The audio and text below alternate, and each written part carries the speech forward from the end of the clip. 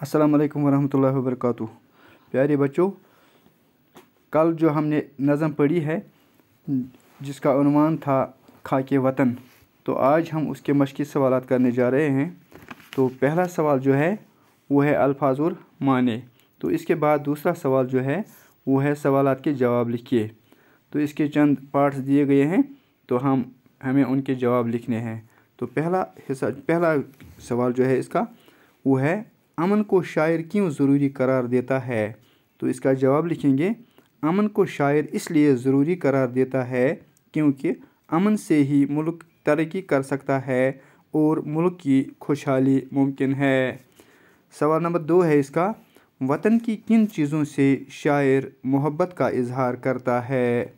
इसका जवाब लिखेंगे वतन की हर चीज़ जैसे ज़मीन, खेत, बागात, आबशारों, गाँवों, शहरों, दरख्तों, जंगलों, पहाड़ों, सुबह शाम और इमारत व रिवायात से शायर मोहब्बत का इजहार करता है।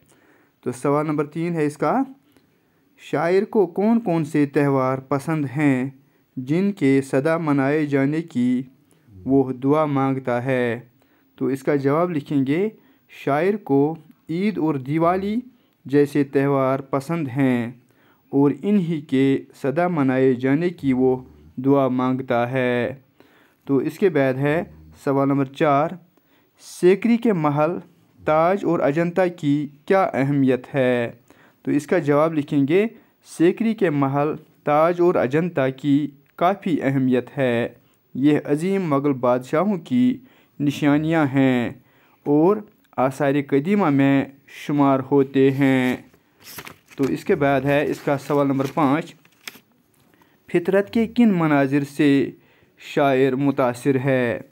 तो इसका जवाब लिखेंगे फितरत के कई मनाजिर से शायर मुतासिर है, जैसे घने बरगद, हिमालय पहाड़, शीशनाग, चिनार के बाग और बनारस की सुबह और अवध की शाम वगैरह।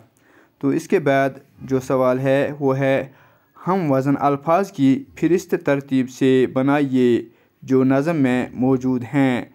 हम वज़न अल्फाज या जिनको राइमिंग वर्ड्स कहते हैं, तो ये हैं जो इस नज़म में आए हैं: महल, कंवल, ताज, लाज, वादियाँ, शहज़ादियाँ, धान, आसमान, बूर, दूर। इसी तरह बहार, कतार, हिलाल, जमाल, इकबाल, बंगाल, बुलंद, चंद। ये हैं राइमिंग वर्ड्स। हम आवाज़ या हम इनको बोलते हैं हम वज़न या हम आवाज़ या हम काफ़िया अल्फाज हैं जो नज़म में नस्ब किए गए हैं या इस्तेमाल हुए हैं। तो इस सूरत में सबक मुकम्मल होता है। तो इंशाअल्लाह दूसरा सबक कल पढ़ेंगे। अल्लाह हाफिज़। अस्सलाम वालेकुम।